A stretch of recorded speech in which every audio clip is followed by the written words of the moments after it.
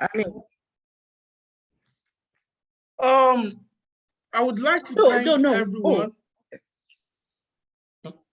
APN, then LSA, then NSA. Are we doing that alphabetically? Yes. Okay. Thank you very much. Welcome, distinguished ladies. Welcome, colleagues, gentlemen, former fellows of the African Peace Building Network and Next Generation Social Sciences in Africa. My name is Cyril Obi, and I'm a program director at the Social Science Research Council. This is a note of warm welcome to all participants on the very important topic of insurgency, banditry, abductions, and human security in West Africa, women's perspective. As you probably know, the SSRC is a foremost research organization that promotes research in the interest of the public, as well as promoting scholarship and nurturing generations of social science scholars around the world. We have a long and an abiding interest with partnering with African scholars and African institutions to promote the objectives of our program, which is the APN, which supports high quality research and connects research to practice and policy making. We also support PhD students in African countries throughout their doctoral journey through fellowships and training to complete their PhDs. It's indeed my pleasure to welcome each and every one of you. The topic is one that resonates in our country and across the continent and indeed the world, given the situation in Nigeria today. And I'm really very happy and proud to be collaborating with the LSA, NSA, and Professor Okume to actually bring the distinguished panel and galaxy of stars who are going to really reflect on these issues. And I hope that our deliberations will not just be talk shop, that it will be connected with real action, real practices.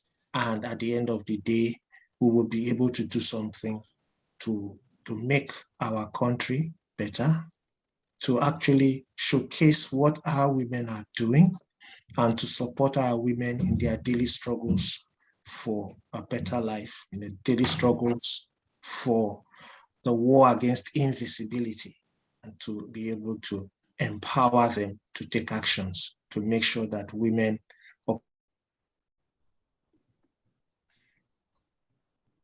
therefore occupy an equal and freedom. Thank you so much for your. Thank you. So now we'll hear from LSA. So I would like to thank all the co-organizers and the participants and the audience and the speakers for joining us in this promising webinar, a very important one. My name is Saeed Aderito. I'm the president of the Legal Studies Association and a professor of history at Western Carolina University. The LSA is happy to collaborate with Professor Okume, with the African Peace Building Network, with the Nigerian Studies Association to bring this to you. The questions of violence, especially within the context of women and as it affects women, is an important one which is rarely discussed in the public and policy level. And I'm happy that we're able to do this. The LSA is committed to providing the network and the resources for upward professional development of our members across the world. We do this through the annual Legal Studies Association Conference, writing workshops, grant workshops, and other professional development opportunities. And this webinar is one of the numerous programs allowing the LSA to achieve its mission of connecting with the broader world, with non-academic world, in enhancing our understanding of the realities of everyday life in Nigeria. And for now, the question of violence, especially against women, and the question of banditry is one of the biggest themes affecting nation building efforts in Nigeria. Again, I welcome the speakers, the participants, the audience, and everyone, and I look forward to a fruitful conversation this evening. Thank you very much. Now, NSA. Good morning or good afternoon, wherever you are. My name is Chika Okoye, and I am a person who specializes in global affairs and also the social and economic welfare of women. I'm introducing the Nigerian Studies Association, which is an affiliate of the African Studies Association. We are a scholarly, non-profit professional organization committed to the promotion of interdisciplinary Nigerian studies. So we study all things about Nigeria. And this particular topic, insurgency, banditry, and abductions from a woman's perspective in West Africa is particularly topical, because that's the ongoing situation in Nigeria in particular, but West Africa has a problem with all these things. So we hope that the participants today will bring some fruitful suggestions on how to solve some of these problems. We hope this will not just be talking heads, but we'll actually get some policy solutions that we can now try and implement in various ways. So welcome to everybody, and I look forward to a wonderful webinar. All right. Good morning and good afternoon, everybody. I am so happy to see you all, especially our panelists, because it means that we're ready, willing, able to start off this series of 4 webinars.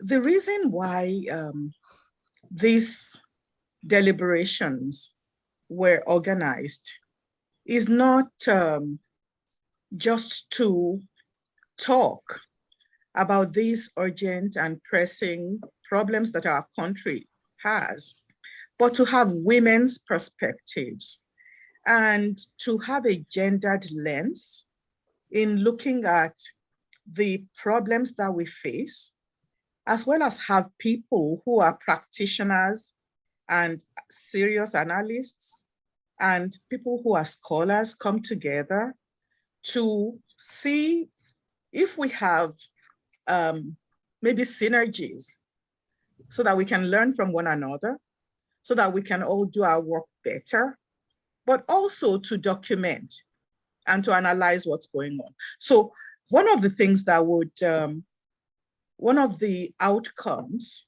of these deliberations would be not just the conference proceedings, but James Curry wants to do a book.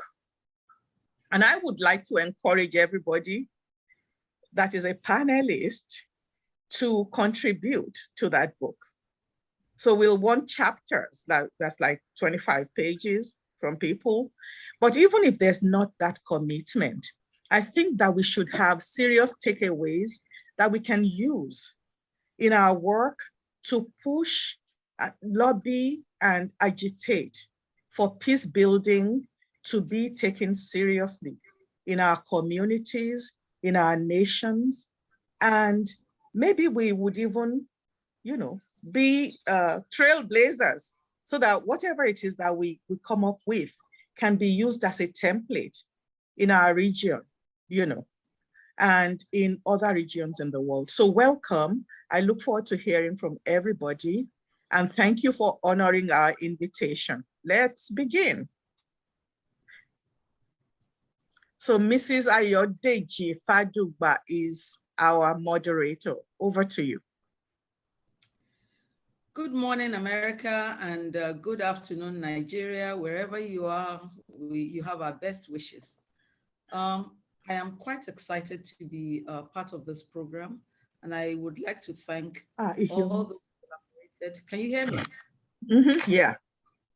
To make this a reality, because in Nigeria, whatever you are doing, security is on your mind, whether you're driving, whether you're in school, at work, or going for a walk. So it is a good time to stop everything we're doing and talk about it. And as the prof said, to analyze what's going on with a view to seeing what can be done and documenting what is going on. Nigeria, it is particularly important for us because Nigeria is the biggest economy in Africa. and the largest economy in Africa, and the overwhelmingly largest economy in West Africa. So whatever happens in Nigeria has very serious implications for the entire region, especially the entire sub-region. So it is important that we start this discussion with Nigeria by looking at trends in violence and what it means for Nigeria. There are many questions on our minds, so we will get to the subject without delay. I will introduce my panelists. My first person I would like to introduce is Iheoma Obibi, Executive Director of Alliances for Africa, a nonprofit organization working on gender justice, peace and security, women's human rights advocacy, and ending violence against women and girls. She works with local partners and community groups in ensuring that there are policies and procedures and code of conduct, policies and procedures, codes of conduct. I think that is absolutely crucial. So we thank you for your work on that front. She's a well-known campaigner on ending violence against women and girls at the level of the state and at the international level. Our second panelist is Aisha Oshori, who is the Executive Director of the Open Society Initiative. Can I intrude Mrs. Faduba? Let Ms. Obibi speak first, and then we can introduce the others. She has to leave for a meeting. Okay. Yeah. Okay. Sorry. Yes, okay, excuse me, Ms. Obibi, and we will allow Ms. Obibi to speak first because she has to leave. So without any further ado, I will hand over the mic to you. Ms. Obibi, please. Okay, thank you. Permission to share my screen. I did a short slide because can you, I don't know who's the host. Can the host give me permission to share my screen, please? Yeah, Dr. Chika Okoye, please let her do that. Please. Yeah, I've done that. I've done that. Okay. Have you been able to do it? Yeah. Okay. Okay, so what you will see on my screen is when they sent us the question, the answers, well, the questions, they didn't give us specific topics. Now, we've just concluded a research on Southeast Nigeria. And what you will see on the screen is the map of the Southeast. You will see the 5 Southeastern states, and you will see the neighboring states that surround the 5 Southeastern states. And it's important for what I have to say: Benue, Cross River, Akwa Ibom, River State, and Delta. Now, in terms of identifying trends and what our research told us, and this research was just concluded about 3 weeks ago. We've just done the report. The sources and current trends in the violence across the Southeast that we were experiencing are deep-seated structural issues, with the biggest victims being women and girls, and within women and girls, girls under 18 and girls under 5. The economic crisis has encouraged a secondary form of violence, and which is kidnapping, gang violence, hostage taking, ransom demands, you name it. It is being experienced and well documented in the community. Then the other form of violence that the trends for those in the Southeast, not necessarily anywhere else, is intercommunal violence, land grabbing, eze-ship tussle, who is going to be the leader, who is not going to be the leader, etc. Scarce resources, access to the oil in places like Ebema.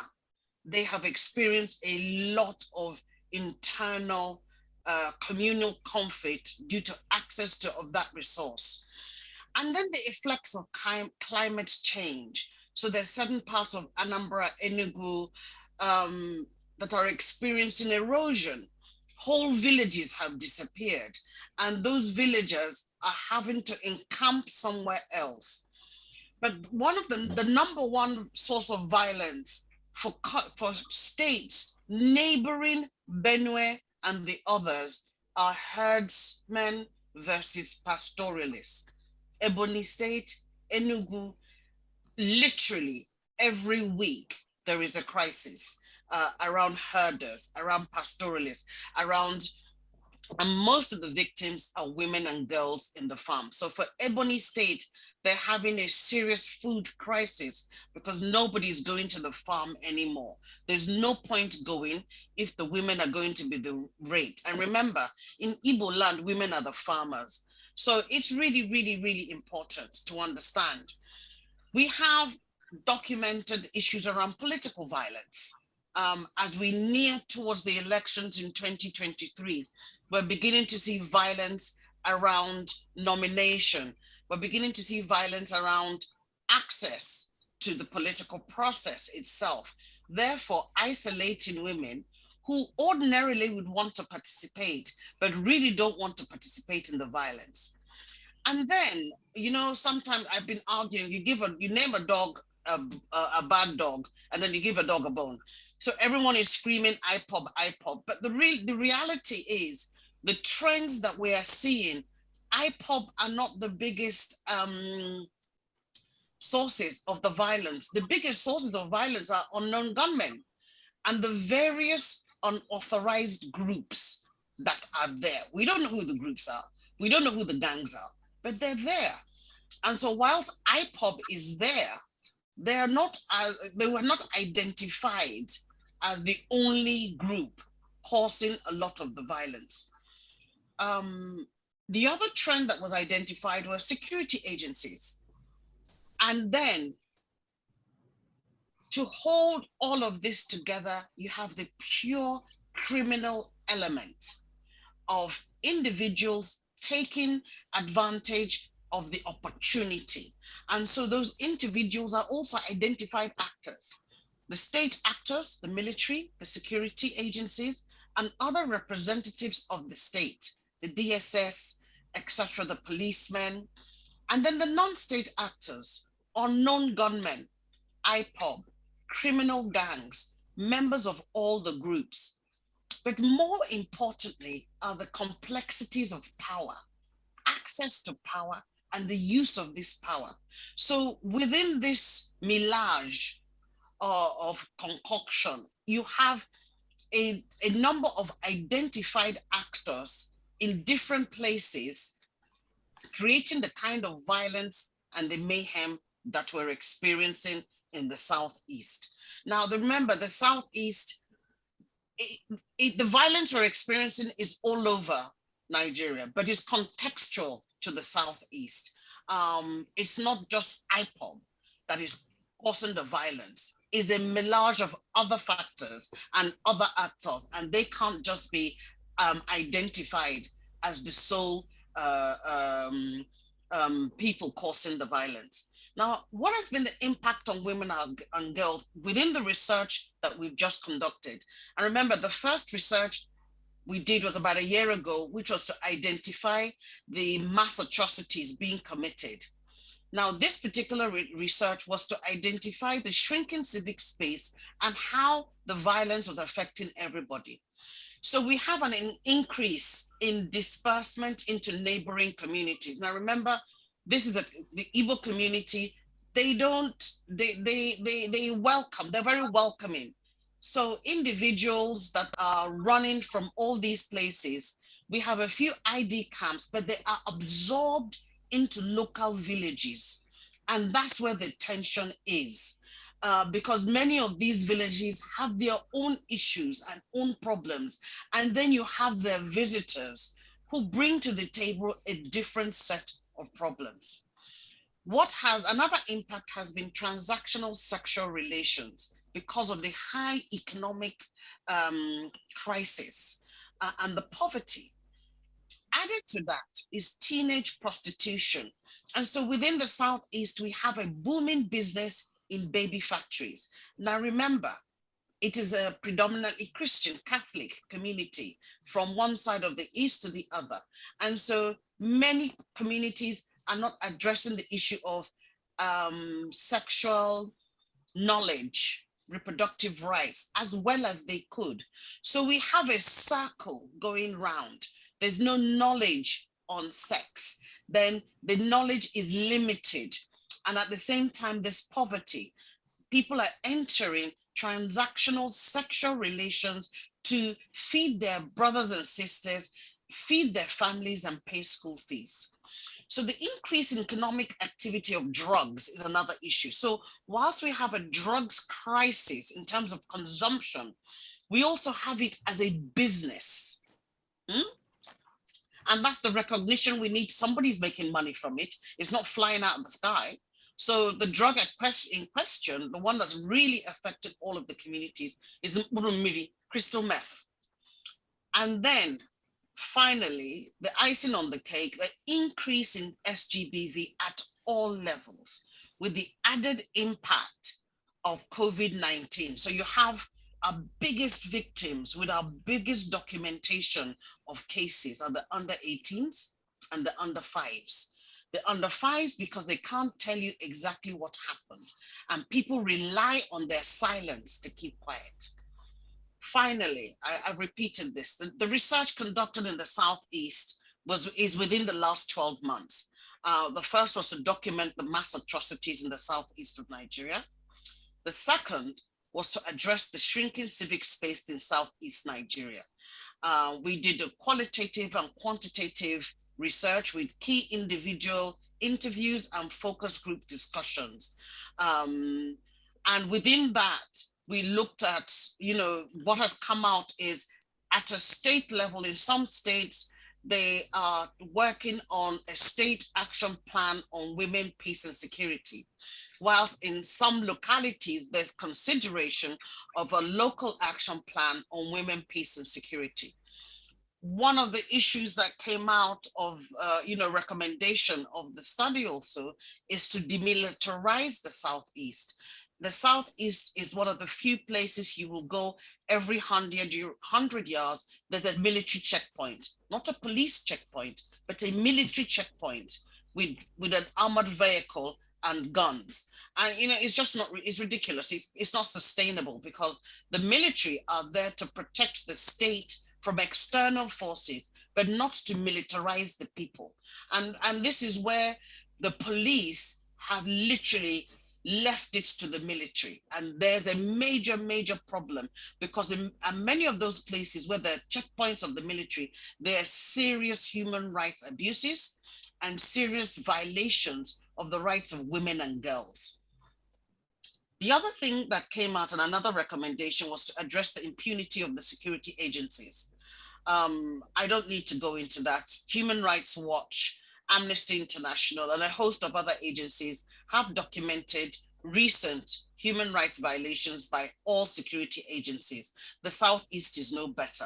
It's probably even worse because nobody wants to talk about it, because when you mention it, then they throw IPOB at you. So it's almost like you have to be silent, because if you say anything, you're an IPOB supporter. And that is also the problem we're facing. The other recommendation was to advocate for the domestication of the Violence Against Persons Prohibition Act, which Imo State is one of the few states in the Southeast that hasn't domesticated VAP. And therefore the protection and access to justice for women and girls is very limited. The police are failing to do what they need to do, and there's no other way to provide assistance and to provide opportunities for justice. For many of the victims that we document, sometimes they actually just don't want to go to court. They just want a recognition that this has happened and they want a solution. But we have problems because we don't have adequate psychosocial support. And then in some of the states, the system has actually collapsed because they haven't worked or they haven't been paid in months. The next recommendation was to equip the Nigerian police effectively. I don't need to reinvent the wheel here. There's a lot of discussion around providing the Nigerian police force with the skills and the resources they need. It's a double-edged sword, really. What do you do? How do you revamp them to make them as effective as they possibly can for the population?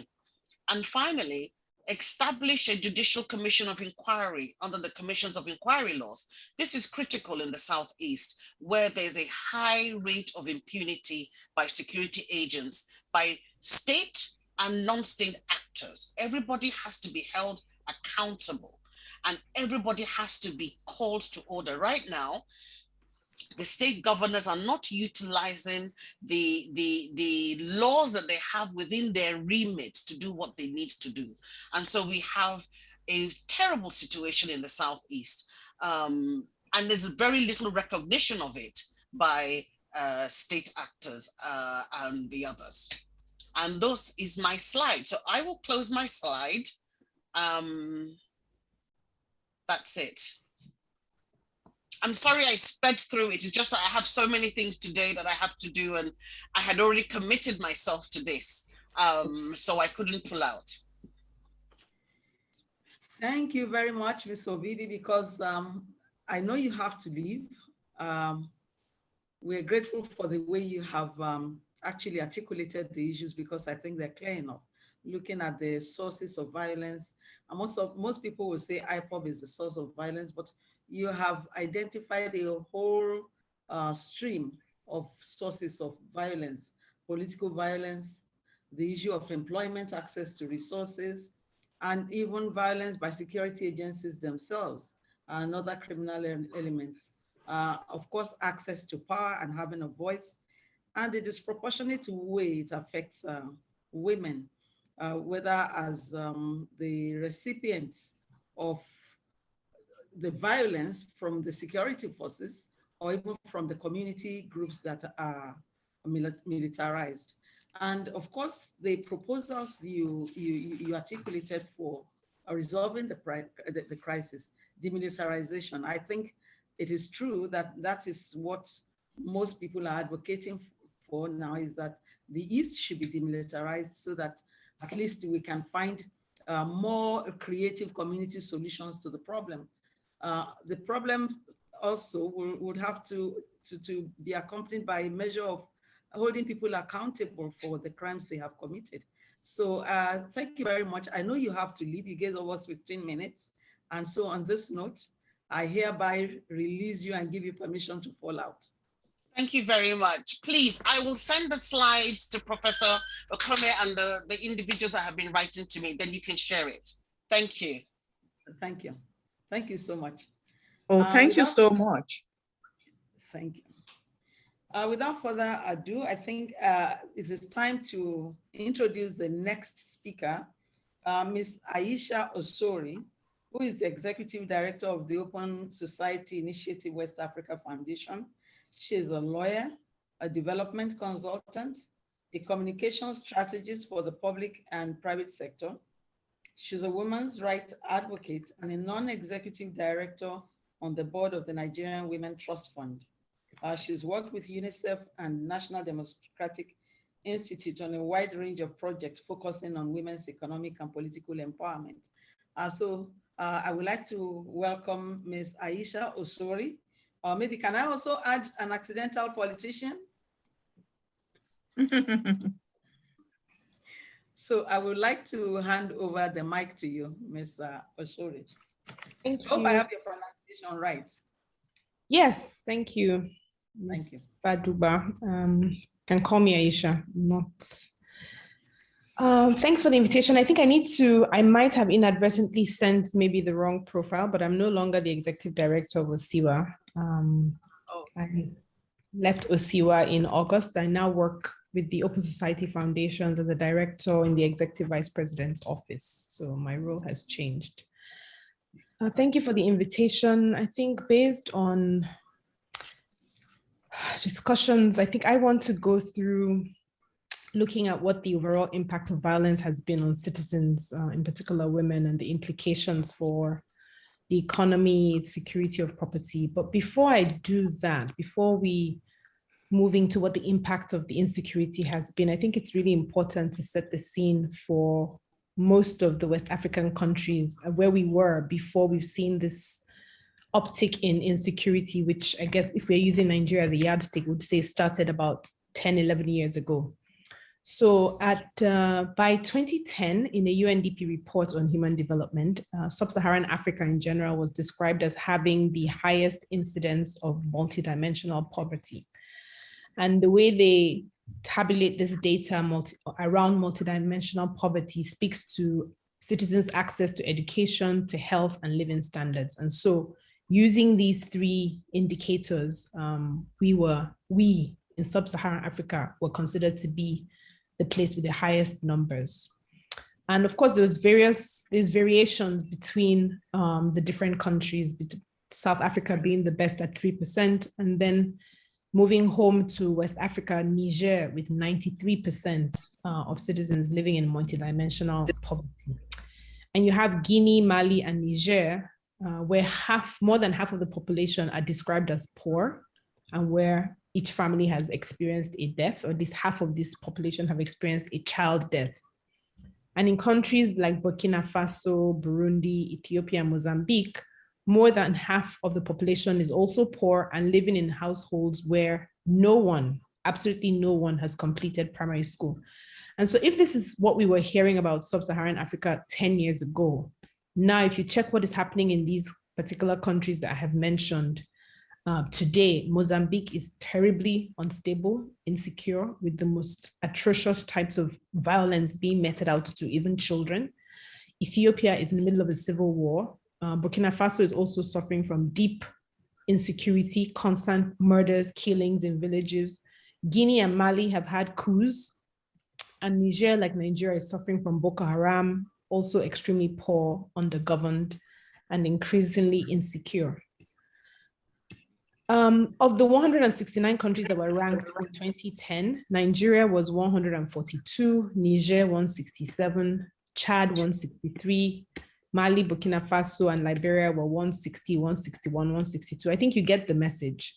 10 years ago, most of the West African countries were at the bottom of the Human Development Index. And so part of our problems with insecurity today are tied to where we were 10 years ago, what our government policies were in terms of investing in human capacity and well-being, and just the overall state of our security architecture. So of course, if we layer on that over the last 10, 11 years, we've been seeing increased insecurity, we can project that the picture is a lot more dire. Just picking on the back of what we heard from Ihioma earlier, I just want to say that in addition to some of the reasons that she mentioned, I think some other ones that I really want to touch on in terms of the sources of the insecurity, maybe the root causes, let's not say the sources, because sources of insecurity speak to the actors who is behind the insecurity. But what are some of the root causes of insecurity in West Africa and Nigeria, for example? One is that we've had just decades of undergovernance and massive corruption that have seen a divestment in the key areas where we should be investing, which is in people, around education, health, infrastructure, and just making sure that we don't live in very unequal societies, which is where we are right now, with a huge gap between the rich and the poor. We've also seen a proliferation of small arms and light weapons across the wider Sahel, not the narrow Sahel as the French wants to define it, but the wider Sahel of around 12 countries, where because of Libya, because of what's happening in Syria, Yemen, so basically what's happening around the world in terms of terrorism, jihadism, also has impact on us in this area. We've seen that our state security have lost the loss of monopoly over violence. And some of this is tied to even just revenge killing. So underlying that loss of monopoly is also the fact that, one, our state security are themselves abusers, so they no longer command respect or legitimacy. And then two, because our law and order justice sector has broken down completely, people can't get redress. And so they rely on self-help, which is usually violent. So a lot of what we're seeing in many of these communities is revenge killings. And I think you can hear that in the news. This ethnic group or this group of itinerant farmers or cattle herders clashing with this community, then there's revenge killings, and the cycle just continues and continues. And if there wasn't a gap in terms of the state's ability to provide law and order and justice, we wouldn't see that. And of course, underlying again all this poverty, inequality in our region is the inequitable world order that influences trade, which is basically maintained and manipulated by the G7, G20 countries. And then, of course, their influence on our politics and the types of leaders that are acceptable, not to us, but to them. So I think it's important to also put that on the table before talking about the impact. And so I just want to spend a few more minutes just discussing what the economic impact has been, what the social impact has been so far, and where we're moving to as well in terms of, if we don't nip this in the bud, what we can expect the near future to be like. So in terms of the economy, we're seeing that it's very hard to, and to be honest, the economic impact, the social impact, they're all tied and intertwined. They're layered on top of each other. So if we start with education, for example, we know that a lot more girls are not going to school. A lot more children are not going to school, but girls are particularly an endangered group globally when it comes to education. But with the onslaught on schools, with what's happening with girls being killed in schools, taken from schools, already people who don't want to educate girls have a very good excuse not to send them to school. So we're ensuring a type of intergenerational poverty when we prevent millions of girls from getting an education and lifting themselves and their children out of poverty. And we know that when people who are impoverished, who've not gone to school, generally have a higher rate of birth. So West Africa is home to some of the highest rates of birth in the world. Out of the 13 out of the 16 West African countries have birth rates higher than the world average. The world average is about, I think, 18 births per 1,000. And we have 13 out of 16, which are higher than the world average of 18 per 1,000. And within the top 10 highest, we have 4 West African countries in that bracket: Niger, Mali, Chad, and Liberia. And then the second impact on economic activity is obviously the obvious one, that commerce is impacted. People are unable to farm, people are unable to trade freely as they used to. And this is resulting in more hunger, more malnutrition, which will stunt the physical and mental development of millions of children, and also result in more crime as people increasingly see no way out of the viciousness of poverty. And so they take to joining terrorists, joining arms, doing more criminal activities, and becomes more and more evident that the state is absent and has no desire or will or even capacity to change things or reform things and make things better. So we've seen through kidnapping, through just the sheer violence, that people are not going to farm anymore and not trading as they used to. All these things are more difficult. And so this compounds generally unemployment. And if we take the National Bureau of Statistics data as of, I think, the first quarter of 2021, we have, for me, an incredible number of people, 33%. It's actually 33.3% as of March 2021, making Nigeria the second highest in the world in terms of the rate of unemployed. And if we believe our numbers of 200 million, this means that literally every day, 66 million people wake up in Nigeria and have absolutely nothing to do. And that's just Nigeria alone. This is not looking at the rest of West Africa.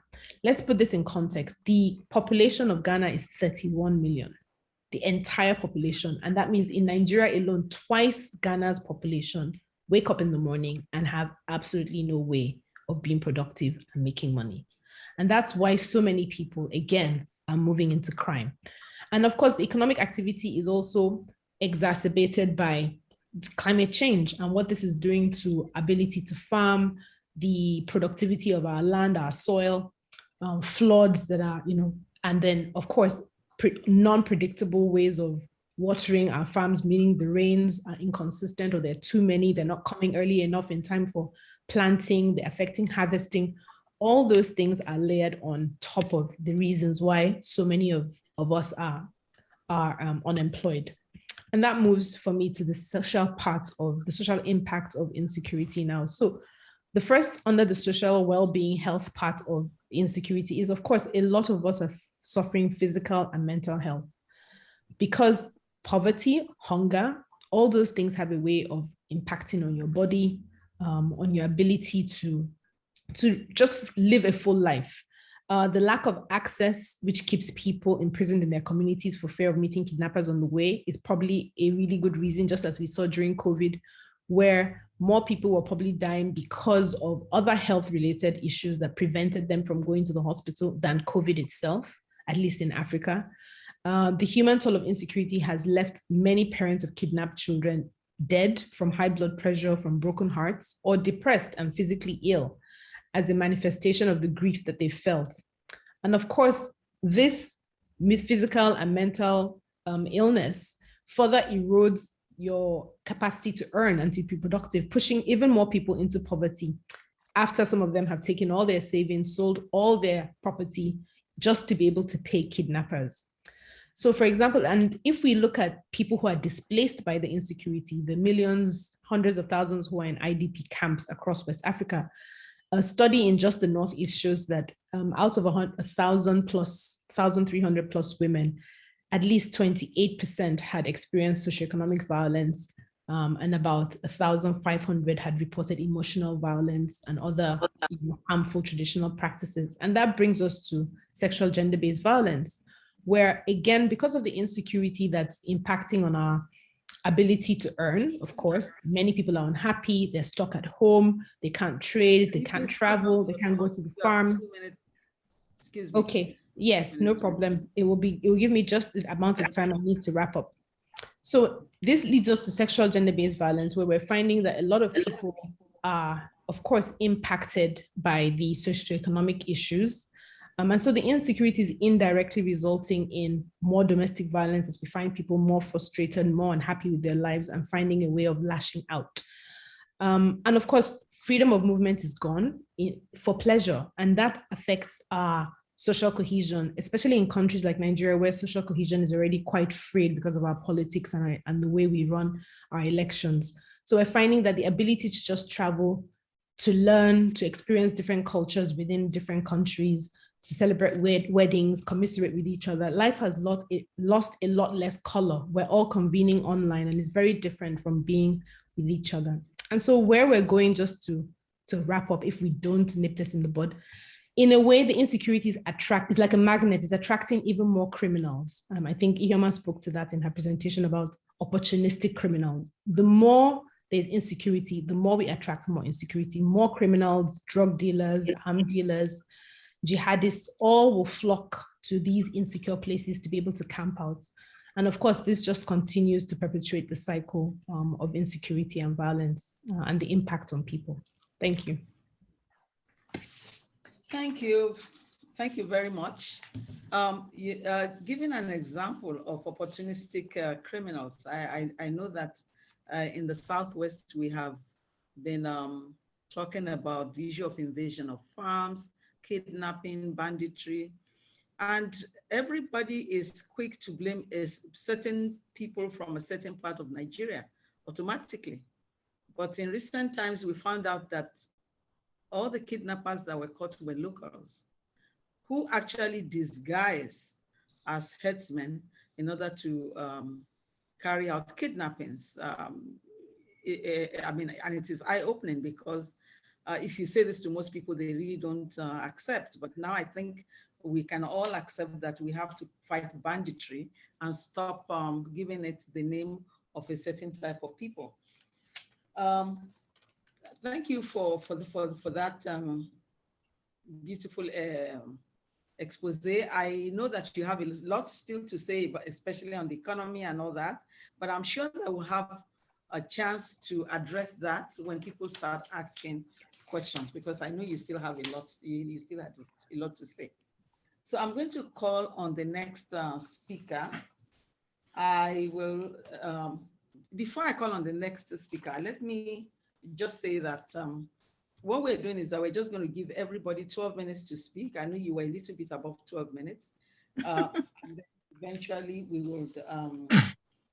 will ask questions because we wanted to have plenty of times for questions. So I would like to call Ms. Kadaria Ahmed. She's going to speak on what is political violence and then domestic violence. It is propitious that we are in the middle of the 16 days of activism and declaring no to violence against women and girls. So Ms. Kadaria Ahmed is going to speak about political violence and criminal violence. Are there linkages between the two? And what is the role of state actors or even security agencies, individuals, non-state actors, extremist groups in continuing violence in Nigeria? Are there linkages? Because I know that the first speaker had spoken about certain types of linkages in this, but I'm going to ask her to address that specifically. Kadaria Ahmed, British Nigerian journalist and a media entrepreneur. She's a member of the Board of Trustees of the International Press Institute of Nigeria.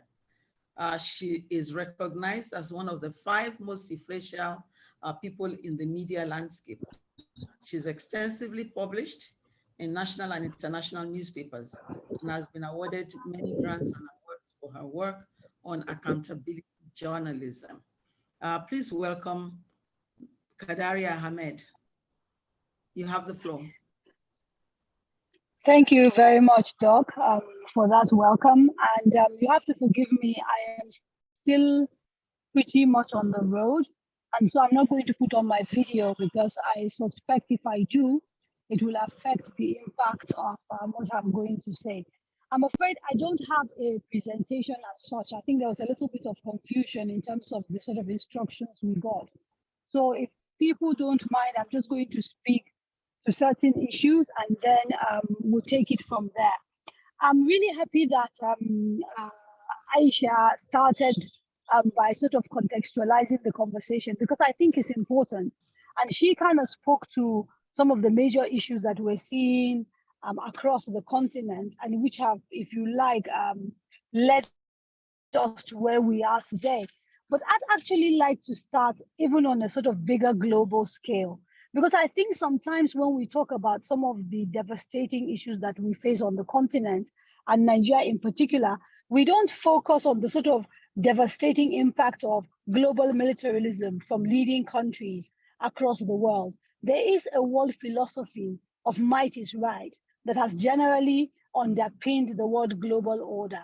And I think if you kind of start that from that starting point, because what it does is that it enables, it allows, and it means that people are taking their cues from that. So if you look at, for example, the American military and their adventures around the world and how they've used their military power to enforce their worldview in certain places. If you look at the way the Europeans, also the British, for example, the way their military has operated, the French, particularly in French-speaking Africa, there is a message, there is an underlying philosophy of the world that encourages violence. And that philosophy is also underpinned by a global arms trade, which is very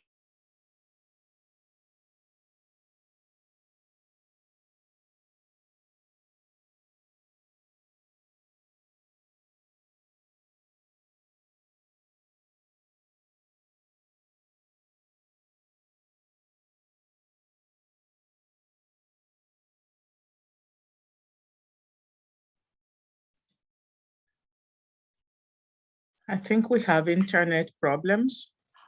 It's muted and she's not unmuting herself. I don't.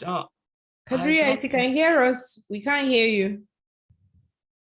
Can you unmute, please? That's what I'm trying to do. It's not. It's saying ask her to unmute. I think it might be internet. Yeah, I think it's the internet.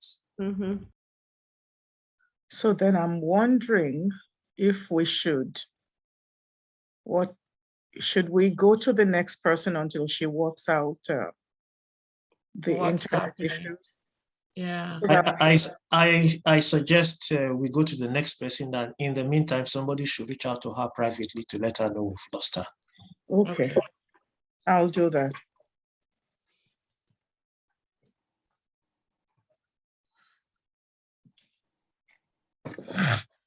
Mute. Yeah. I've been trying to unmute her. It's not working. So go to. Okay, let's go to the next person. Go to the next person, please. Yeah. The next panelist is Titi Lola Ajayi. Titi Lola Ajayi is a feminist with deep passion for empowering women. She specializes in gender, conflict and security, and civil society and civic space. She has worked on women and violent extremism in Africa and the new dimensions in transnational activism. She has regional and international experience working with UN Women, the Open Government Partnership, and other organizations. I'd like to welcome you. Hello? I was missing. Can you hear me? Coming back? Okay. Okay, I'll proceed with Titi Lokpe Ajayi. She's going to speak on structural violence and domestic violence. What efforts are in place to address these sources of violence? And are these efforts, are they sufficient? Are we making progress? We are within the 16 days of activism. States are domesticating the VAP Act. Are these measures sufficient? Thank you, over to you. Thank you, Madam Moderator, and good afternoon, everyone. I'd like to start by thanking the organizers for inviting me, but more importantly, for organizing this session. I think this is the first time I've been on an exclusively female panel talking security, which is very exciting. So I would like to expand beyond just the structural violence and talk about the three different types of violence that women experience. And my focus is specifically on the ways in which women experience violence in Nigeria. So we have three prongs, basically. The first is symbolic violence, which has to do with power differentials and the norms of gender relations, the way that male-female relate in Nigeria that many of us take for granted. So broadly, this speaks to the idea that women and girls are somehow lesser than men and boys, and that male needs take priority, male ideas have first place. And I'll explain at the end why I'm prioritizing that.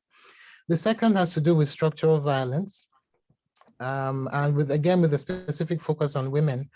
I would like to talk about gender inequality and Nigeria's global gender inequality rating and how that manifests in the ways that women and girls are disadvantaged in Nigeria. So according to the World Economic Forum 2020 report, Nigeria's overall gender inequality rating improved slightly between 2019 and 2020, particularly in the areas of economic participation and opportunity gender parity. However, across board, there are still disparities in female compared to male access to a number of aspects of life. So one being political participation. As of February this year, only 3.4% of women in Nigeria are parliamentarians and 8% of women are ministers.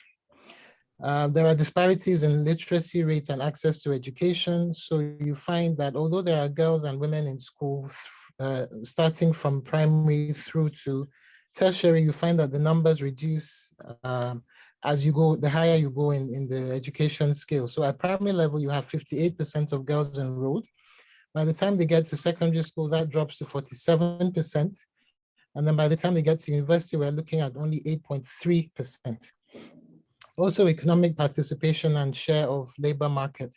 So you find that in Nigeria, as in many other African countries, women make up over 70% of the informal sector. What that means is that women are more vulnerable to income disparities. Women are more vulnerable to economic shocks like COVID. And I just completed the study on Ghana, looking at the impacts of COVID on women in Ghana, and livelihood is one of the major areas that was affected, in addition to increases in sexual and gender-based violence. And the UN has just released a report that shows that across board, not just in Nigeria, not just in Africa or the global South, that these trends pertain across the world. And then there's the ever-present threat and incidence of gender-based violence. This is the third category of violence that has to do with direct personal violence that women and girls experience. It's a long-standing problem in Nigeria. It affects all women to some extent, girls, regardless of your age, your ethnicity, your social class. But the difference within the last 2 years is that all of this has been severely compounded by COVID.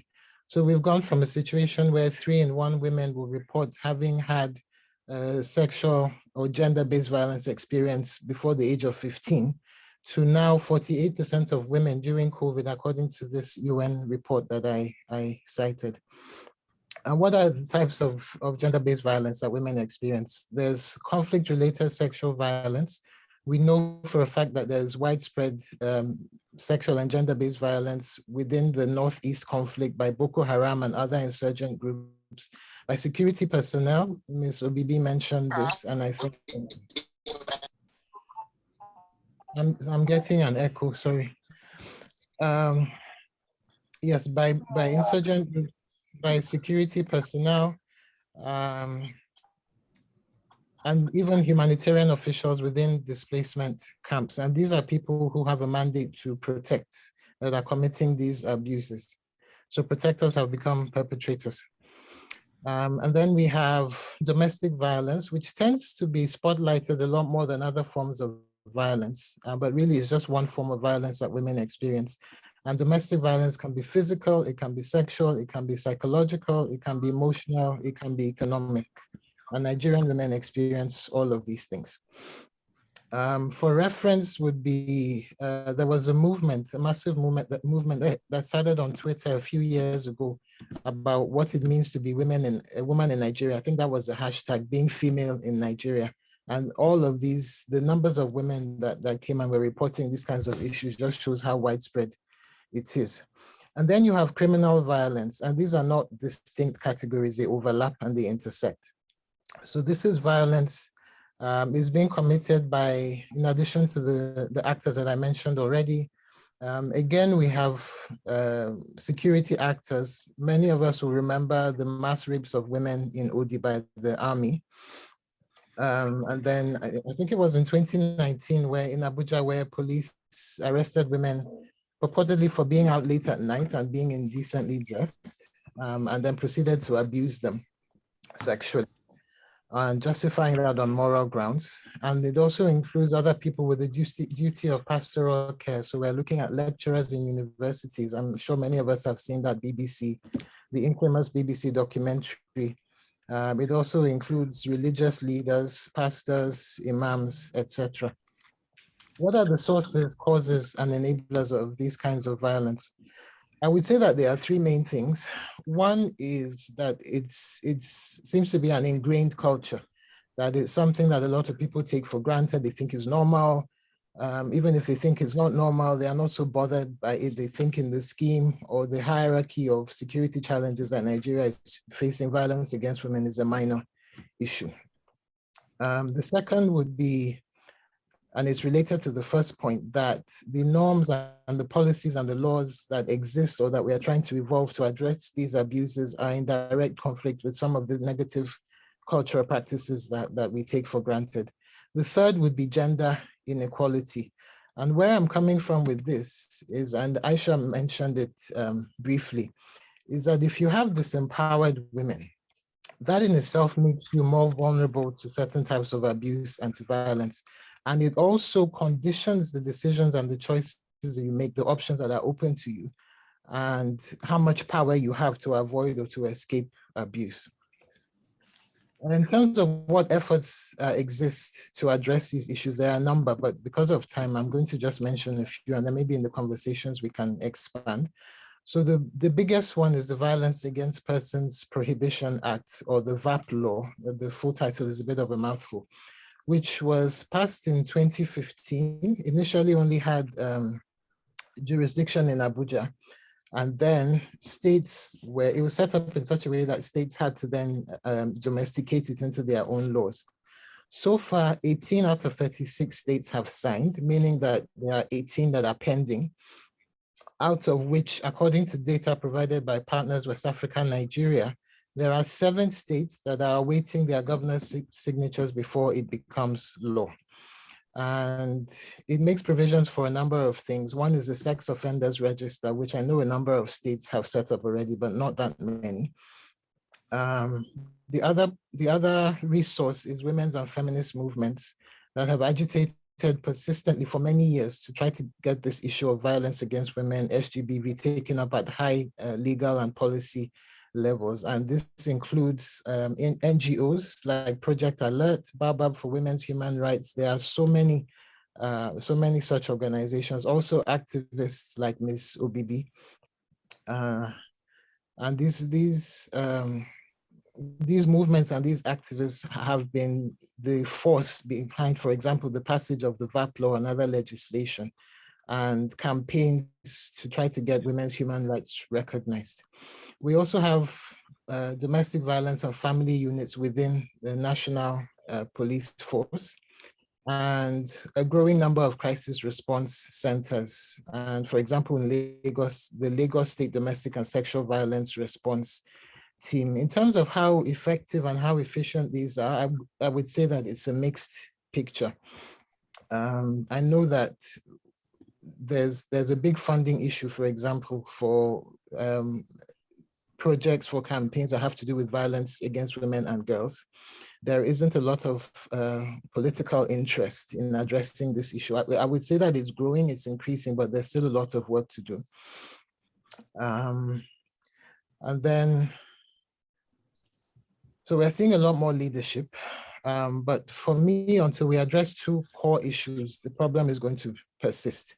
And the first issue, this is going back to where I started, is the idea, the mindset that this is okay. We are seeing a lot of reactive action. We are not seeing enough preventive action that addresses the ideas, the thinking that it's okay to beat a woman, that it's okay to rape a woman or to abuse a young girl, and that nobody needs to do anything about it. It's collateral damage. So, people should just move on. Until we address that mindset, we're going to have a major problem.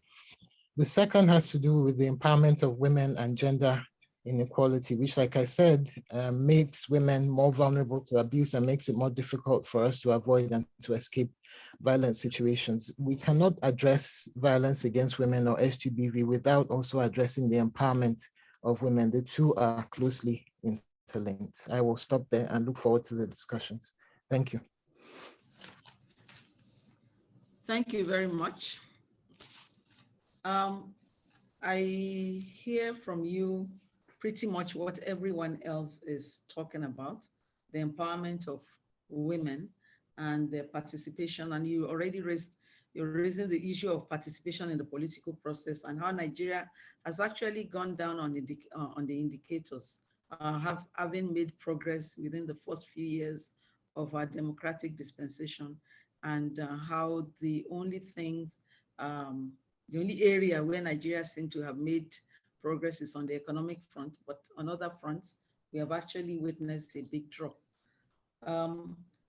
We will come back to the discussions later, but without further ado, I would like to now invite, please, maybe we save the best. I can see Kadari as trying to speak. Okay, it's not working. Yes, I'm back, Doc. I've managed to log back in. Oh, okay. Okay, do you want to complete that and then we'll go to the next speaker? If I could, I will be very quick and see if I can run through it in 5 minutes rather than the sort of 12 please that go I've ahead. been giving. Now that we have you, please. So what I'm saying is a little bit like Aisha, I think context is really important. And sometimes we have these conversations in isolation from global politics. The militarism of leading European countries and the United States have a bearing on sort of the global world order that enables violence, starting from sort of state actors down to non-state actors. And I think that is very important. But I said the other major thing that I know is being discussed, but it remains mostly at the point of talk, is also climate change. Because many of the conflicts that we're seeing, particularly in Nigeria, the Northeast, for example, and the Northwest, you can draw a direct line between what has happened with the climate crisis and people's lives and the impact that has had on the conflicts in that area. And that interconnectedness, I think you don't see enough of it being taken into account when the conversations around solving these issues are taking place. And then I also said that there is a peculiarity that I see with African countries where they seem to believe that they can deal with the issues of violence and conflict in isolation from each other. So if you look at what's happening, like Aisha mentioned in Mozambique, if we take the example of Islamic militancy, for example, there's almost like a pincer movement on Africa. I don't know if anybody has noticed. I suspect that Islamic militant groups have identified our unsafe spaces, our lack of governance as being really ripe for enabling them to set up, areas of influence and maybe even headquarters here. And so from the south, they're coming up from Mozambique. They are in the coastal areas. They're in parts of Ghana as we speak. They're in Mali. They're in Central African Republic and most of the Sahel, Mali, Burkina Faso, and of course, they are in Nigeria. And yet, when conversations are taking place about working together among African countries to deal with these issues, most of those conversations involve military chiefs. You never hear the ministers of environment of Africa coming together. You never hear about the ministers of development. You never hear about finance ministers or the people responsible for the economy. So there's a certain delusion on the continent that somehow these issues that are facing us are issues that we can deal with individually. And I am saying that I think we've reached a continent where there needs to be a new push for mechanism for many, many issues, including conflict, but even dealing with things like trade with the Chinese and the Americans and the Europeans. But to bring it closer to home, recently I took a trip across the Northwest. I was in particular in Zamfara and in Katsina as part of a program that I was doing that was funded by Osiwa. And even though Zamfara is my state and I have family there, some of what I came across was pretty devastating, even for me, someone who sort of gets regular updates firsthand from people who are living there. For example, there was a story of a woman who was in a queue to receive food aid that was being handed out to people that were in displaced camps. And she was sitting with her child who was sort of devastated by malnutrition and so was literally falling apart. In the end, his eye fell into a bowl. She was sort of fast enough and managed to sort of catch his eye. That's the level of traumatization and poverty and hunger that is going on in these places. But to make matters worse, even under a government that has touted saying that they are for poor people, there is a large degree of corruption in the sort of a process of giving aid to the most vulnerable. So we're finding that food that is meant for people who are poor, cash transfers that are meant for people that are poor are being diverted into private pockets. And that has a devastating effect when you are someone who's sort of been pushed away from your farm and you're living in destitution. So the issue of out-of-school children is now quite visible on the streets of the Northwest in places like Katsina. You can literally see them. So when people say 13 million out-of-school children, I think they are probably much more than that. On the issue of the militarization of Nigeria, I think if you look at the data, militarization isn't happening only in the Southeast, for example. I think it's about 33 out of 36 Nigerian states have soldiers. There's a presence of soldiers, a substantial presence of soldiers in those states. And so my thing in sort of trying to find a solution is that I think we can do immediate things that can sort of provide short-term relief. But I am insisting that until we begin to sort of challenge the sort of even global philosophy of militarization, of might is right, of the arms trade that mean that we have a proliferation of small arms, then all we're going to be doing is having small victories. And I genuinely do not believe that Africa can deal with these problems in isolation and as individual countries. I think there has to be a security and conflict strategy policy across the continent that forces us to work together as a collective. Does that mean I'm saying that you can't hold the people in charge at the moment accountable? Far from it. That is not what I am saying. I am saying that there are short, medium, and long-term solutions to these issues, and all of them must be dealt with concurrently. And finally, let me say this, and I'm not likely to be popular for saying this, but in a place like Nigeria, for example, I think civil society has become part of the problem. Why do I say this? Because essentially, civil society is in many cases, and I'm not saying this is not never always everybody involved, but generally, I think what you find is that the the framing of these conflicts by civil society does not encourage social cohesion. And we all know that solving a societal problem requires social cohesion.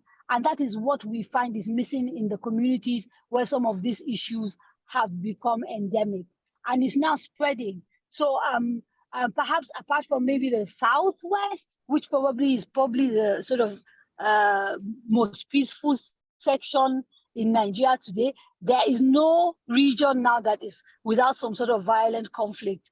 And that is, I think, an indication that the strategies we've employed in trying to hold government accountable, in trying to hold each other accountable, are failing, because accountability to a certain extent relies on social cohesion. It is easy for people to essentially fail to be held accountable when crimes are framed in certain ways, either along ethnic or religious lenses. And I think because, this was all over the place, I think I'll stop here. And hopefully some of the issues will be discussed in the conversation that follows. Okay, I thank you for that. I let you go along because I thought maybe we might lose you again before the questions. So without wasting time, I'll introduce our last panelist, Abosede Babatunde. She's a faculty member of the Center for Peace and Strategic Studies, University of Ilorin, Nigeria. She's a former member of the Governing Council of Learned Societies. She's won many awards and fellowships in her work. She was the African Humanities Postdoctoral Fellow in 2010, American Society of Learned Societies and Research Fellow in Peace Studies in 2013 with the University of Calgary, Alberta in Canada. I will invite her to now talk to us about, we've painted a grim picture of the state of security in Nigeria, the different factors, the social factors, the international dimensions, and of course the cultural and religious factors driving this violence against women and girls, the conflicts and all. But now we have talked about it, we analyzed the problem. We need to now look at if there are positive things that can be done. And I'd like Abosede Babatunde to talk to us about, is there light at the end of the tunnel? What positive steps might actually make a difference to this conversation? And do we see that policymakers, decision makers are actually going in the right direction in addressing the problems? Over to you. Thank you very much. I greet everyone, the organizers, fellow panelists, and participants.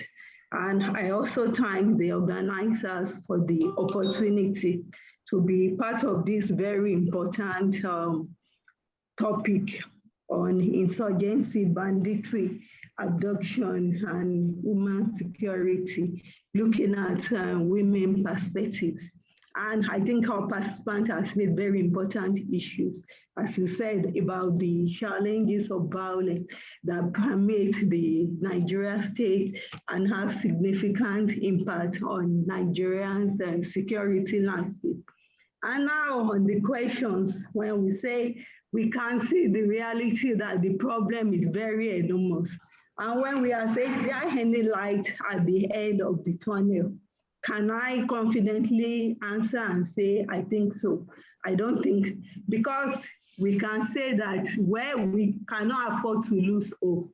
But at the same time, the next question about what positive steps might make a difference. Yeah, I think there's positive steps, but it depends on the political will and commitment of the state actors and all actors involved to actually bring about this change, because we have to realize the complexity of the problem and the multifaceted natures of the issues and actors involved, both the internal actors and at the same time, there are some external actors involved. So we have to look at the reality of the causes. The causes, the issues are very, very complaints are multidimensional. And also, beyond the causes, we have to understand how the consequences over time has led to a kind of vicious cycle of violence and escalating violence that make it more difficult. I want to use the term domino effect, whereby the violence we have identified, like structural, psychological, physical, cultural violence, they are all embedded in a way. And we are the manifestation in physical violence, also deepen all these forms of violence and make the problem so complex that we look at also at the fact that government who actually have effective conflict management institutions have not shown commitment, and a situation in which government are seen more as actors rather than intervener in the conflict, because government approach to managing the conflict beyond focusing on the use of force, while not addressing the drivers, the consequences of the problem.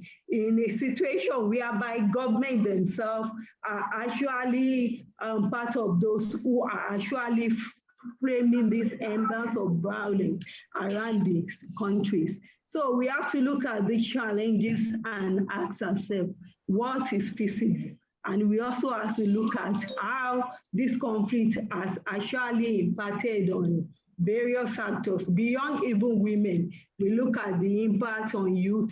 We look at the impact on various actors in the political elite, and also how they are also actors in this conflict.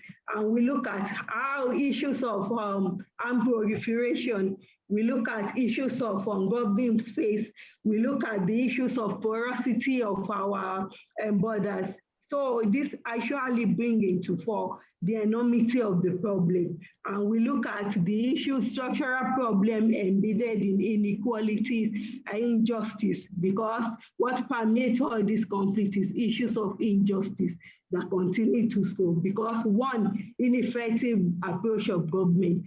And at the same time, we also look at the problem of the fact that government do not have the commitment, the political will to tackle this problem. And at the same time, we look at issues of how it impacts on both men and women. We look at how the varied experience of women in the conflict, and we have to look at their categories of women, those how it is shaping women from just being passive victims to being actors in this conflict in a way that sustain the strategies of armed actors.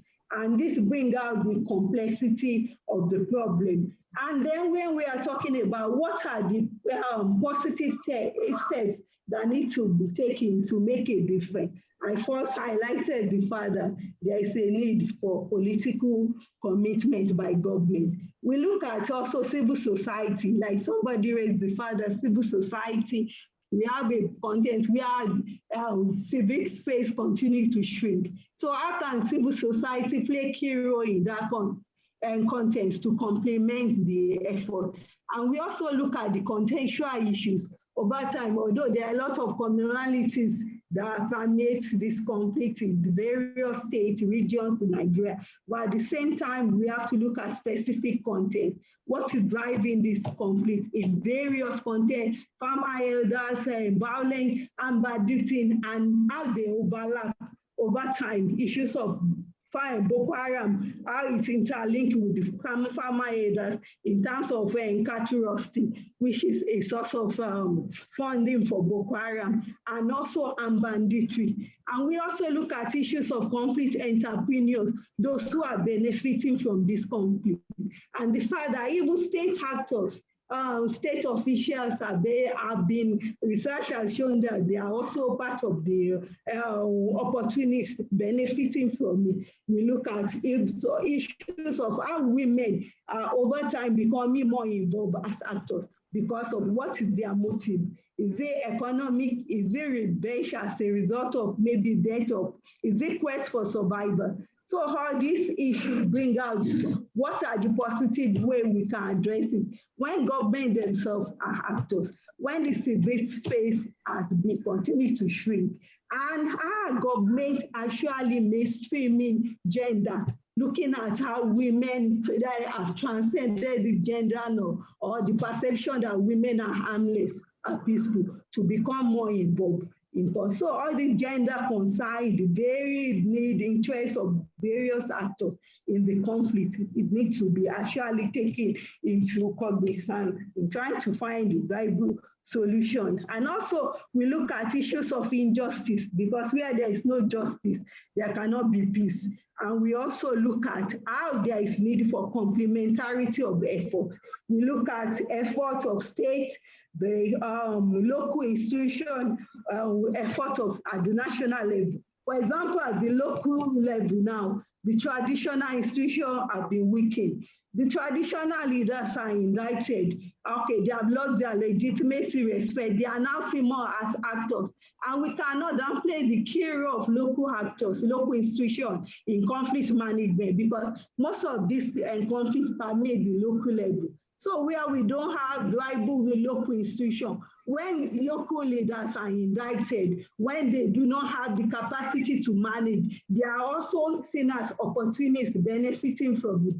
In the context where security agents are seen as benefiting, where human rights abuse are rampant, security agents who are supposed to protect the people are actually being involved in the conflict in a way in which even the local people feel that they can get more protection from the armed actors than the security agents. So this also brings me to understand that there is a need for a total overhaul of the security architecture. We also look at how the issue actually manifests along gender, ethno-religious line, because of randomly thoughts you're out of time. Ethno-religious, ethno-religious cleavages in Nigeria. So we think it is important to look at issues of strengthening our institution, building strong and vibrant institution, and how can we do that? And the issue of local-led approach to peace building. And to be able to do that, we have to see effort, what is feasible in the short run, what is feasible in the medium run, what is feasible in the long run. So challenges of weak conflict management, challenges of peace building, because where there's weak conflict management is also in part of peace building. So this is a key challenge. So thank you very much. Thank you very much for that. We will open now the floor for questions because our time is going very fast, but I will put one question to you first, and that is the issue of community participation in managing the conflict that we see every day. I know from the first presenter, from Ms. Obibi, she talked about the community aspects of the conflict in the East. And I know that you're a proponent of community solutions. Do you see any community solutions possible, at least for those parts of the conflicts that emanate from the direct participants within communities? How is there a way to build on that? Because I was looking for something that at least we can find a way out that is more within communities. If you resolve the conflicts within communities, that will translate to minus some of the problems. And I know you're a big proponent of that. I will hand that over to you.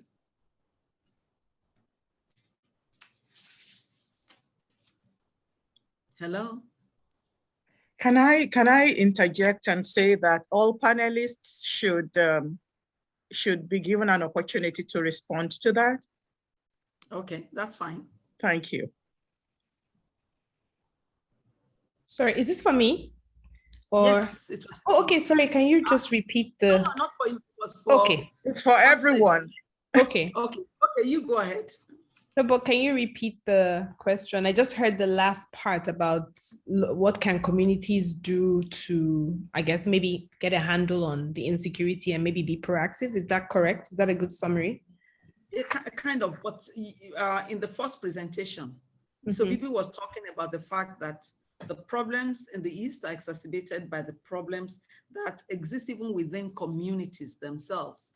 Yeah. You know, I'm saying that if you have 6 different sources of conflict, maybe if one is within the community, are there ways of looking at community solutions to those problems so that you can deal with the more regional or internationalized aspects of the conflict?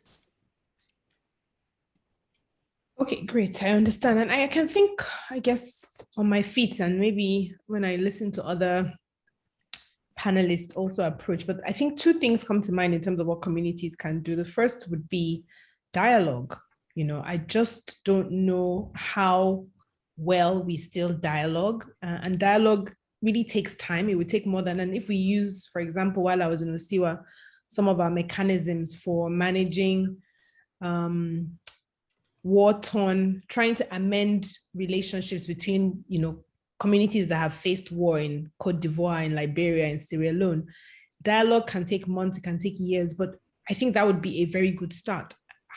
Despite the fact that our traditional institutions have sort of lost some of their credibility and legitimacy, they would still be, maybe with respected non-state actors, to put people in a room and have these conversations, listen properly, and then together form some form. I think we've lost that form of interactive conversation, and I think it speaks to something that Kadria is trying to do with the media. I think I saw an advert a couple of maybe days ago about a town hall meeting. So we don't have this sense of coming together as communities to talk.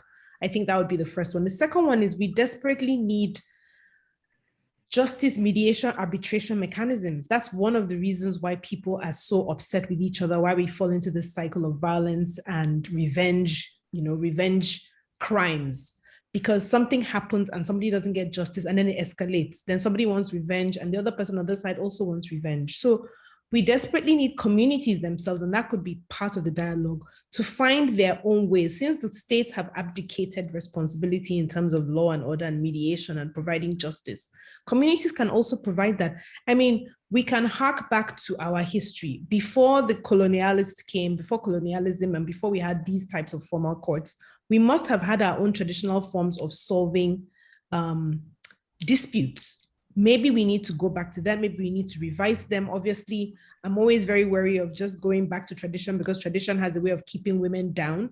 But a modified form of what already exists, our own dispute resolution mechanisms, we need to, you know, bring up, revise, adopt, and use them. Those are the 2 ways I think that communities realistically. And then maybe the third one is the political process. I mean, I know that we seem to be caught in a vicious cycle of not believing the politicians, not believing anything anybody says, and so selling our votes constantly. But maybe if communities through the dialogue will take a position that, you know, maybe we have no other option but to try someone new. And so this sense of what a successful politician can be and who is going to bring development and change needs to change. And that might start changing when we have communities come together to say, you know what, we're going to take a stand against this position, that position. I think it will help, but the first step is dialogue. Thank you very much. I would like to open the floor for questions. If I can see my full chat.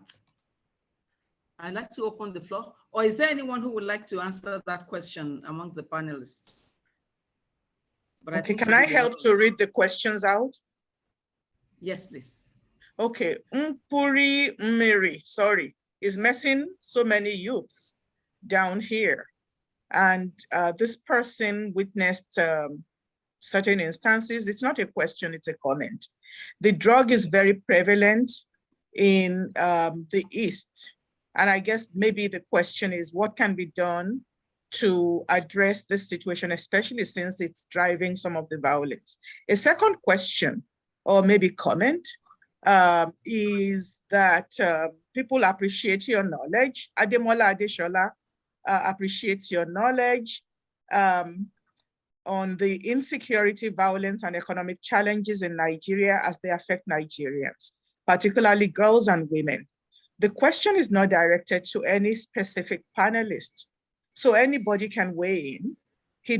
This person would like to hear your view on the claim that the growing insecurity in Nigeria, especially in northern Nigeria, is one that further makes women invisible. And so the war against insecurity is in some ways a war against women, making women invisible, against the invisibilization of women. Nigerians, don't make up these words. Chukwu DK asks, what can be done to have civil society organizations that would be self-renewing? That is, CSOs will not be a part of the problem and would not depend on the government for any forms of support, favor, or fear. Then there's also, what is the place of intelligence gathering in counterinsurgency and banditry from Oluchukwu? Blessing, it is not clear what Mrs. Titi Lopez said about the third type of violence. Blessing also wants to ask which one of these three forms of violence identified by Titi Lopez takes the highest toll on women. So I think people should answer that first. And then I noticed some raised hands. Okay. Okay. Can I ask Titi Lopez to answer the question that was specifically addressed to her? Yes, ma'am. And thank you for the questions. Actually, I'd like to answer two, the last question and then the one about the war on security and women. So, Ms. Blessing, I talked about three types of violence. I said symbolic, I said structural, and I said direct violence. I also said that they intersect, so it's difficult to separate one from the other. The idea that women are less than men feeds the idea that, first of all, it feeds the structural inequities that exist in the Nigerian system. So it has an impact on women's comparably less access to education, less access to jobs, to income, to politics. So I can't say that one takes a higher toll on women than the other. They are all interlinked. One exists because of the other. One enables the other. I hope that answers your question.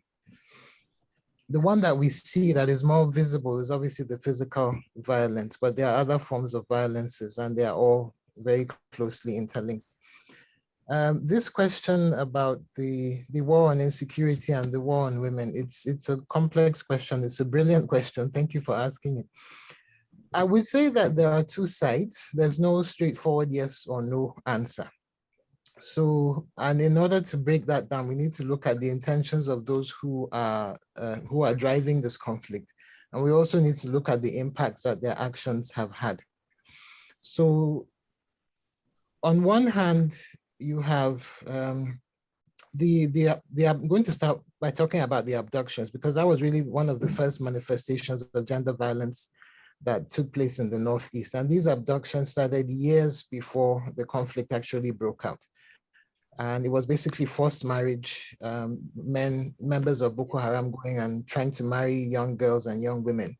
And if they wouldn't respond, then they would just go and abduct them off the streets and marry them by force. And then, of course, rape them under the guise of being married to them.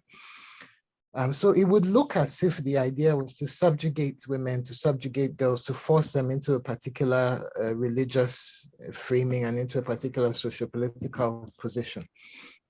But okay, so let me just finish that. So the abductions themselves have set back education for both sexes, but particularly for girls.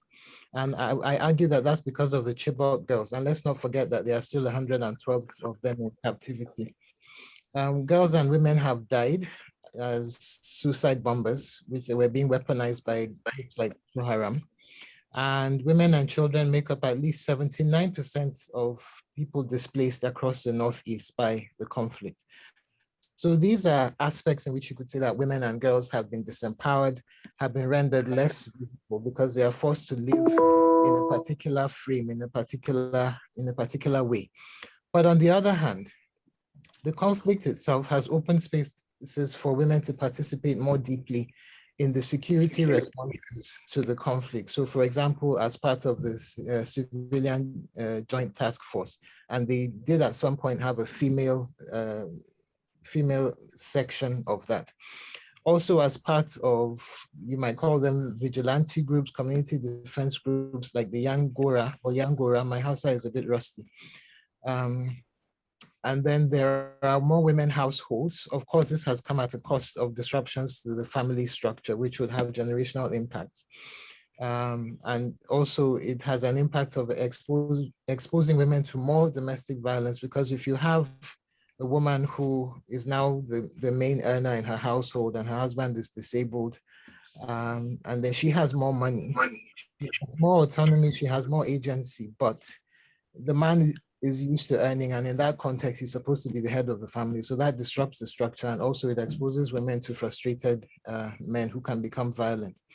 And the last thing is that some women, and I would really like to emphasize some, have reported from research that they have comparatively more power comparatively more power as members or affiliates of groups like Boko Haram than in the lived realities of their everyday experiences. So for me, there's no straight yes or no answer. Yes, it has made women less visible and disempowered in some ways, but on the other hand, it has also given women more power, made them more visible, and created the space where people who normally wouldn't welcome women into certain parts of society see that they are capable and are more at home with that fact. Thank you. Thank you very much. And I would like to direct this part of the conversation to Ms. Abosede Babatunde. Hello? Hello? Hello? Okay. I'd like to direct this. Thank you very much. Okay, I think I can just respond to some of the questions raised. First, I'd like to maybe comment on the question of Aisha about dialogue. I also agree that dialogue is important, but then we look at the issue about how the dialogue is taking place, in the sense that who are the people involved in the dialogue?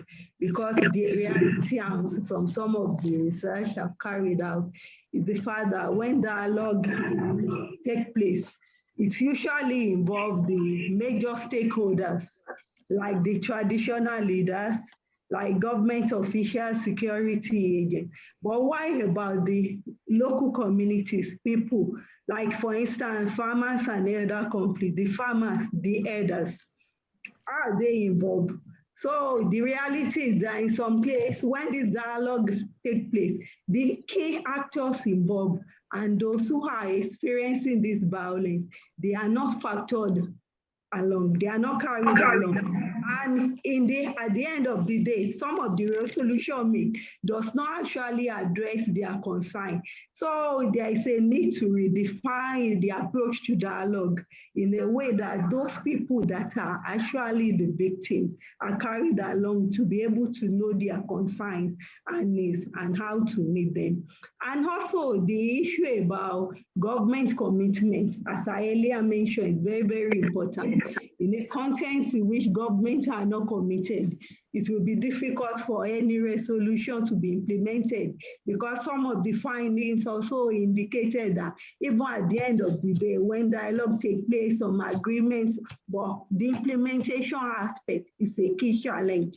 And I would also like to respond to the issues about how the invisibility, how women invisibility actually is linked as a driver of some of these conflicts. I think, like Titi said, we can see it as a complex question. But at the same time, we must understand that the gender dimension of this violence cannot be trivialized, and the importance of mainstreaming gender, particularly in the context where research studies have, I recognize that women are both victims and they are perpetrators. The consequence of women marginalization, the consequence of gender equality has created a context in which women are increasingly involved, and they are playing key role that sustain strategies adopted by these armed actors beyond their traditional gender roles as caregivers, as wives, as sexual partners, cooks. They are playing key role in form of helping them to gather information. Women role as in intelligence gathering is a way that sustain issues of kidnapping. So we must understand the contents in which women invisibility and women marginalization continue to sustain the strategies of armed actors and make this insecurity to be more complex. Women know in helping them as a misfit. Also, I highlighted these key challenges of women involvement and how it continues to shape the insurgency over time and the strategies adopted by this armed. So I think other panelists I would like to address a question to Kadaria, but she seems to have disappeared. And somebody is asking the question about the role of social media. And I know that she recently wrote an article. She came under a lot of fire for that. Maybe we can is Kadaria coming back now? And it is about the fact that we are weaponizing the conflict by making it a conflict between ethnic groups within Nigeria. And that journalism is actually turning towards reinforcing that. And others reply, well, we are journalists, we only report on what is going on. It is not for us to filter information. Is there a danger that actually most of the time people don't understand the complexity of the issues, and that we tend to, we make it so simple as an ethnic issue?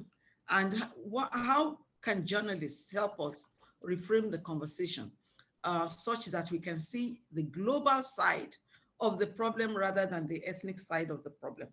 And another issue that is actually coming up that is quite important, and I would like anyone to speak to this amongst you, is if secession is now being used as a way of managing the problem. Okay, we are going our own separate ways. I think this is a democracy, so secession is never off the table, in my view. But we can discuss it in a different way. But first, we must accept that within the state, we have a problem, and the problem is multidimensional and has to be addressed as such. I know the president was out in Chad, Niger, to try and gather international support and coordinated action. Is that where we should be putting the conversation instead of looking at it as an ethnic problem? I would have loved Ahmed Kadaria to answer that question, but since she's off, can anyone take that?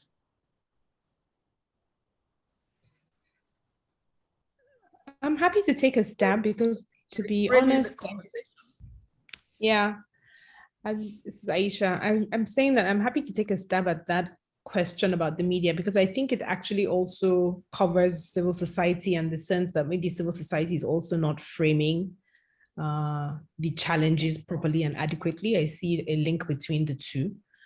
And so I would say it's unfortunately and now we've moved from West Africa to Nigeria, but I also see similarities, obviously, in many of the West African countries, is that our politics is very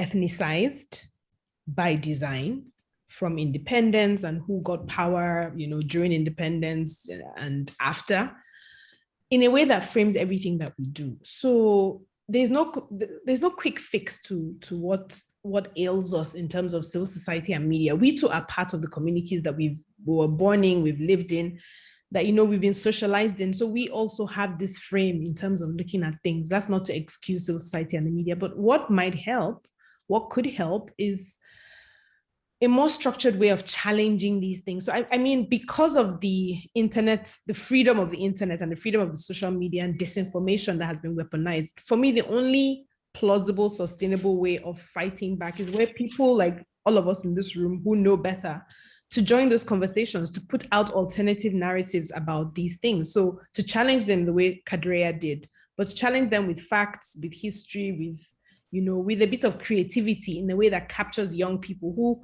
are not going to read long articles, are not going to read long books. So we need to be innovative about how we put out this information. But I think the only way is to challenge those things. But there's no, unless we do a Chiama Mao type cultural revolution attempt, and that's it, an attempt, because it will not always succeed, to sort of brainwash everybody to think the same way. We're always going to have these tensions in our societies. The only way to deal with it is to, as they say, the answer to the problems of democracy is to be more democratic. So if people are putting out disinformation, if there's a sense that the framings of things are not quite correct or not deep enough or not nuanced enough, then people who know better really are under obligation to challenge those and put out their own narratives out there. Thank you.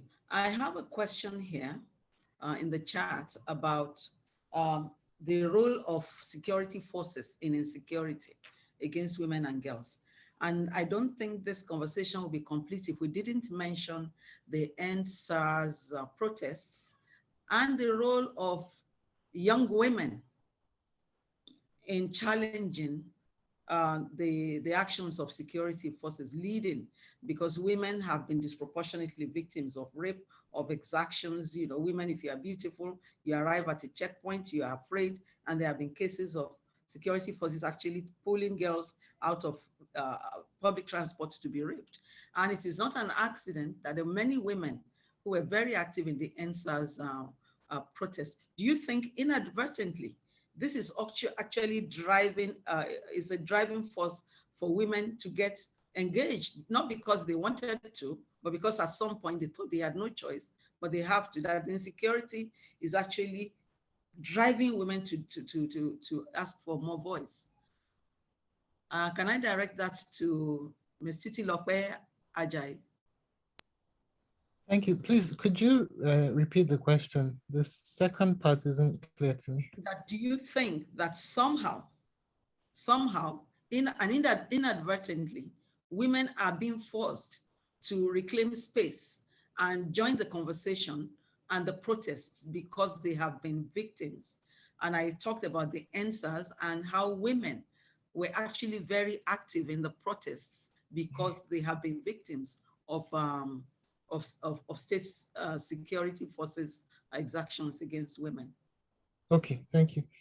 I will start by saying that women in Nigeria, women in Africa have long been socially and politically active, not always just because of women's related issues, but politically, things to do with governance, elections, economic challenges. And this dates way back to pre-colonial times. If you remember the Aba women's riots, for example. But I would say that definitely, so let me put it this way. I think that as a woman in Nigeria, you experience Nigeria on two levels. You experience it as a citizen, but you also experience it as a woman, and the peculiar experiences that come with that. So for example, being more vulnerable to sexual and gender-based violence. And a lot of the women that took part in EndSARS, I've read some of their stories. A lot of them were manhandled by the police in very sexual ways. Their bras were searched, their underwear, their pants were searched. And these are things that the male protesters didn't experience. So I would say that it's definitely a factor, but it's not the only factor. You are also a citizen. You have rights. You have a voice, and you have a right to use that voice. Thank you. There's another question here about domestic violence, the measures that exist for women to seek redress or to report situations of abuse. And how can you hold people accountable for their actions? I think that question can be taken by any of the panelists, since you all spoke to it in one way or the other.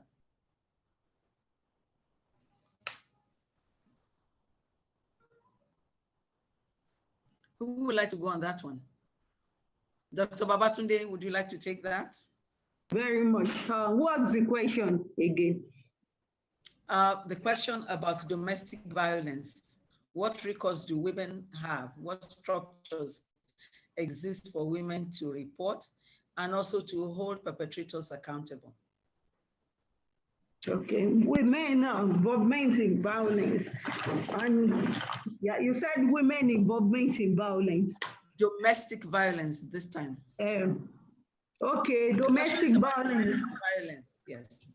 Okay, when we are talking about domestic violence, we know some statistics have shown that women are mostly victims, particularly in the context of patriarchal structures where men dominate and women are seen as subordinated. So this puts more, and also because of women limited socioeconomic empowerment. Excuse me, excuse me, it's about accountability. How do you hold people accountable? Yeah, okay, thank you. So when we talk about accountability for it, we say that women are not speaking up because of one, their fear of stigmatization, and because even the patriarchal structure where security agents tend to downplay this kind of issues of domestic violence, particularly involving husband and wife, and they see it as a public affair. So these are some of the constraints. And also because, as I said, women limited employment may place them in a position of dependency, whereby they do not have the resources, capacity to actually seek for justice. So this is a key challenge. But in a context where civil society are assisting women, there are lots of NGOs now supporting women, focusing on gender and sexual-based violence. But then we have to ask, are these women willing to accept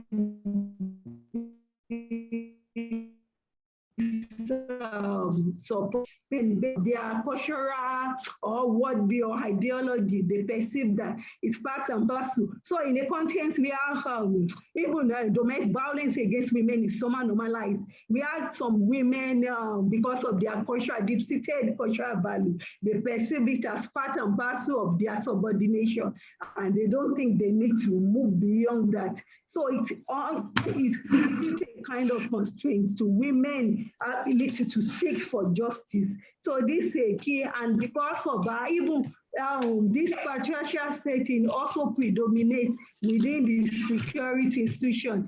And we also have to look at the fact that even within the security institution, it is dominated by men, few women. So as a result, even those few women there, they do not have the empowerment capacity to support their fellow women.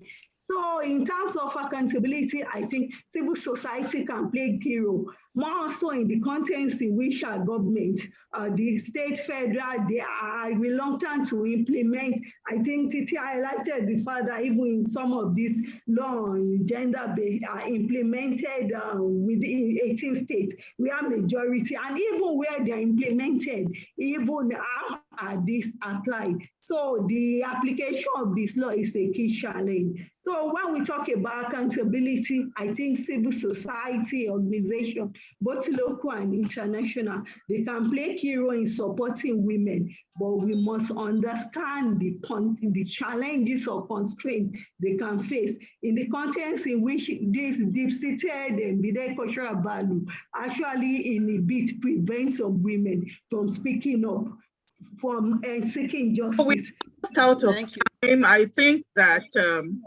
we need to have a global sort of wrap up by each of the panelists.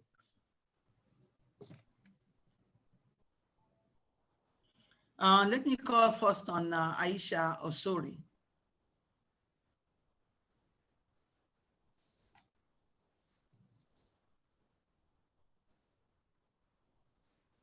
Yeah, it looks as if Aisha is muted. Aisha is... I'm not muted, but I wanted to say, why can't we start from the other end? I'm pushing back. We're a democracy. I started, so let me close. So start with the people that closed, so that I can close. Thank you. Kadaria, so I will call on Titi Lokwe Ajayi to give us a closing shot.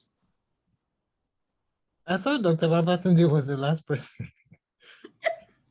Okay, Now, by my fiat, I nominate you. Okay. Well, I mean, I'm looking at all these questions. There's been a lot of questions about how do we increase accountability? How do we get more justice? For me, it boils down to, can you hear me? Yes, we can hear you. Okay, for me, it boils down to the point that I was making about symbolic violence and just the idea that so many people for so many generations have been raised with, that women are easy targets. It's okay to do certain things to women, to treat women in a certain way. I think we really need to intensify action on that. It has to cut across society, from the youngest children, from family context, through schools, through the various other social and political spaces that we occupy. If you look through, that is really the thread that unites all of the different types of violence that women and girls experience, and the mindsets that enable and that perpetuate all of these violences. If we can find a way to address. Okay, thank you very much. So I'll move on to Abosede Babatunde. If you can keep it to 1 minute, because we have literally 4 minutes left. Okay, thank you very much. I think from all the discussion, conversation, we also continue to see ways of complementarity of effort to address the challenge. I think somebody said that it's the key role of each and every one of the stakeholders. We are all stakeholders. Like this webinar that we organize is part of brainstorming to seek solutions to all the challenges, and we know the key importance of women. Women are key peace builders, and women has a key role to play in addressing this, and also civil society at the local, international level, the support they can give to assist in the contents where our government continue to demonstrate lack of political will to address it. Thank you very much. Thank you very much. Thank you for the Aisha, you want the right to go last. Thank you. I'll just, but I'll make it really short. I mean, for me, there are three things, and there's a common thread to the conversations, the very rich and insightful conversations, and I'm really honored to be on a panel with such, rich resources who really know the subject well. But for me, underlying all the questions are three things. One is political will, and how those who are in the positions to actually make the difference need to change. And we are the ones who are enabling the systems that are keeping us down, whether it's through our divisions around ethnicity and religion, worldview. But if we came together, and that speaks to the second thing, the collaboration between the different non-state actors, we are more than them at the end of the day. How well we participate in elections, for example, when you look at the voter participation, it's dropping. So we need to be more active as citizens, as voters, as candidates, as people who campaign. We need to really make sure that these things we're talking about, the insecurity around our country, around women, are campaign issues. How well are we going to make these things the campaign issues for 2023, 2027, and all the elections that are taking place across West Africa? I think that's what we need to do, those two things, and take personal responsibility. Some of us who are in this room, we know people who are in government, we know we're part of the system in a way, we're enabling that system. We're all suffering, especially the elite, from a crisis of imagination where we think that it's only the same solutions that are going to change what is becoming a really complex problem. But thank you again to the organizers, a wonderful panel to be on, and I wish everyone the best in all the following panels taking place today and tomorrow. Thank you very much, Aisha. And since she's not here, I would like to reiterate the proposals by Ifeoma Obibi. Before she left, she talked about demilitarizing and for government to have local action plan on women, peace and security, demilitarization of the East, and advocating for the VAP Act and making sure that people are aware and that more states sign up to the bill, and then have a judicial commission of inquiry to start to try to set up accountability measures for state and non-state actors. I think on this note, our time is up. Thank you very much to our panelists for doing justice to that. For those who had to leave, We convey our thanks remotely when you are back on. And thank you. And I would like to hand over now to Okome. Okay. Well, sorry I have been such a rude person in, interjecting myself into this conversation, but I thought it was necessary to make sure that we have, comprehensive participation by our panelists. And one of the things I'm a bit disappointed with is that there are so many questions that we didn't get to. But I think I want to extract commitment from all the panelists that when we share these questions with you, you would answer them, and then we can share them with our audience. But I want to just show profound and sincere appreciation to all our panelists for rising to the occasion and for giving us a lot to ponder on, for proposing the solutions they are, and also for being part of the solution themselves. So I want to say, everybody, please help us to show appreciation by the panelists. You can clap, right? Unmute yourself now. Thank you so much. We have 1 hour's break, and then we have another panel discussion. So who can tell us what the subject matter is? Dr. Obi, can you tell us what the second panel is going to be today? I need to adjust myself. Okay. Dr. Oye, do you have it right? Or Dr. Sahid? Or Jogmo Sahid, do you have the information at the tip of your fingers? So we have a second panel coming on. Yes, it's on insurgencies. Okay. Insurgencies, just one word. Yes. Yeah. So who are the speakers? Can you tell people? It's Yemisi Ransom Kuti, Aisha Oyebode, Iyom Josephine, and Neni. Now I have to Amina Salihu and Oluyemisi.